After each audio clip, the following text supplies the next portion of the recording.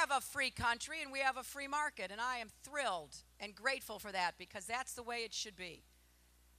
But why should 1 penny of your tax dollars go to help some business export jobs? If they want to take jobs to some other country, let them do it on their own dime, not on the money of the American taxpayers.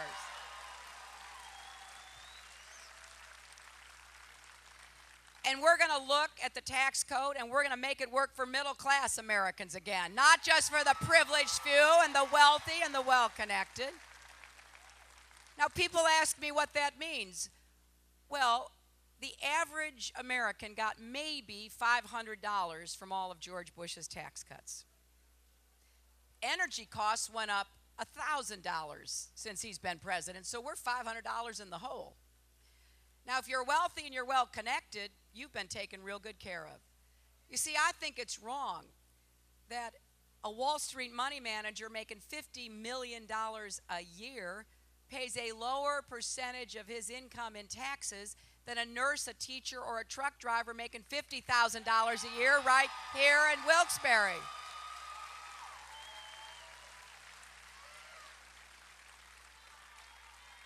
I'm going to propose and fight for $100 billion in middle-class tax breaks that you can use to buy health care for your family, long-term care insurance for yourselves, or for your elderly parent, money you can use that will enable you to send a child to college without going deeply into debt or mortgaging your home.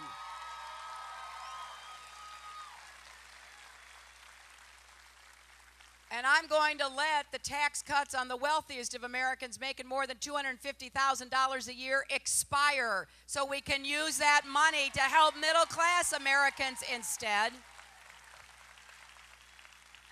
And we're going to take a hard look at every single trade agreement because I think we can do better. I believe we can have more pro-American, pro-worker trade agreements. And we're going to renegotiate NAFTA, and we're going to have higher labor and environmental standards. Why is that important? Well, it's important because it's not fair for American workers to have to compete against countries and companies that don't pay their workers, use basically slave labor, sometimes even use child labor, don't have health standards, don't have environmental standards. I don't know about you, but over the weekend there was a picture in the paper that I can't get out of my mind. And it had to do with the fact that in the last year, we have had imported from China lead-laced toys, contaminated pet food, polluted pharmaceuticals, tainted fish.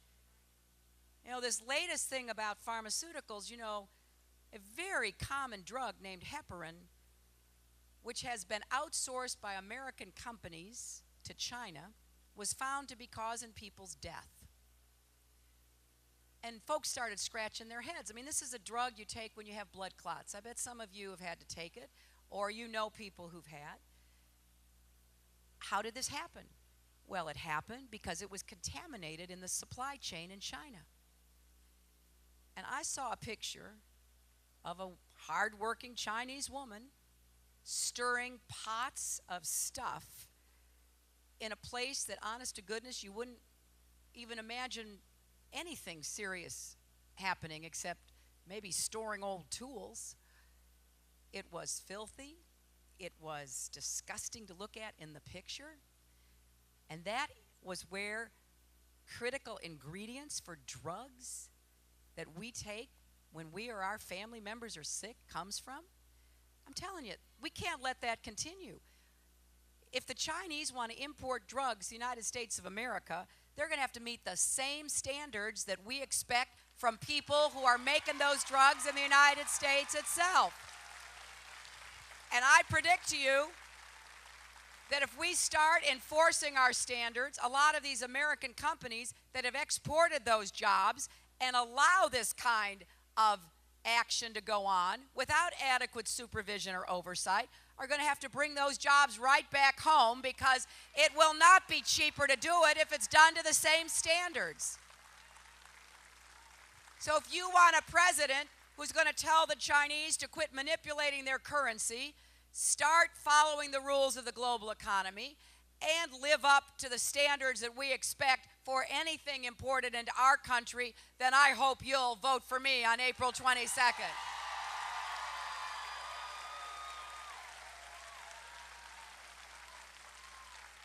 I am also going to take a hard look at our defense manufacturing, because what I have seen over the last year, and I've seen it increasingly with the tanker deal and with other kinds of exporting of important defense materials, is that we are not only exporting jobs, we're exporting know-how. I'll give you a quick example. I was in Indiana, and some of you know, because you've seen the pictures on TV, that we have these precision missiles that literally can be shot from thousands of miles and end up going down a chimney.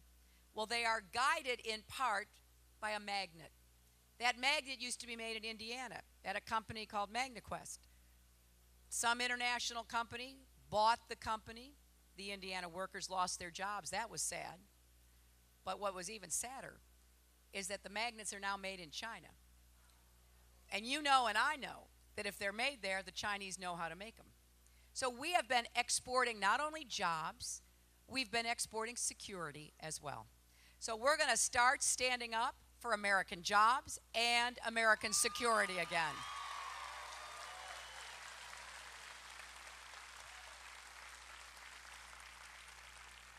And we're going to start creating good jobs. You know, this morning I told the Pennsylvania AFL-CIO meeting that I believe we could create at least 3 million new jobs rebuilding America. And you know, I bet, Mayor Layton, there are roads and bridges and tunnels and water systems here in this city and county, just like I'm sure there are in Scranton and elsewhere, that you could use a little federal help with. And I believe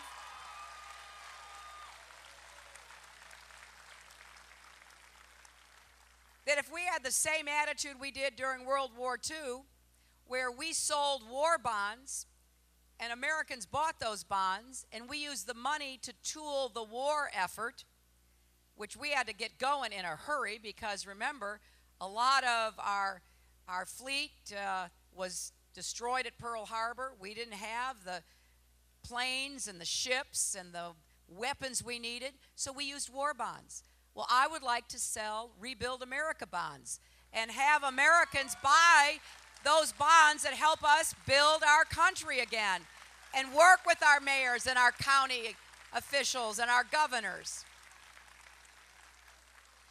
I think we can create at least 5 million new jobs from clean, renewable energy. I saw an example of that with the governor last night in Bucks County. We went to a site that had once been a steel mill, U.S. Steel, the Fairless plant, gone. Structure's still there, but you know what's being made now? Wind turbines, solar panels, biofuels. Hundreds of people are being put back to work creating the new energy future for America. And you know, we've got to do that too. We've got to do that in order to make sure that we take back control over our energy, because I don't think America will remain strong if we are dependent on $112 a barrel oil. I don't think we'll have a prosperous middle class if people are paying $4 a gallon for gas. And we know that in the space of less than 8 years, what has happened? When my husband left office, oil was $20 a barrel. Now, some things have happened, like 9/11, which are obviously challenges, but I think it's more than that. I think it's our failure to have a fiscally responsible budget, our failure to have a strong, smart energy policy, our failure to invest in jobs here at home. I think it's all part of the problem. So we're going to focus on clean energy, and here's how I would pay for it. Take the tax subsidies away from the oil companies. They do not need your money to make their huge profits.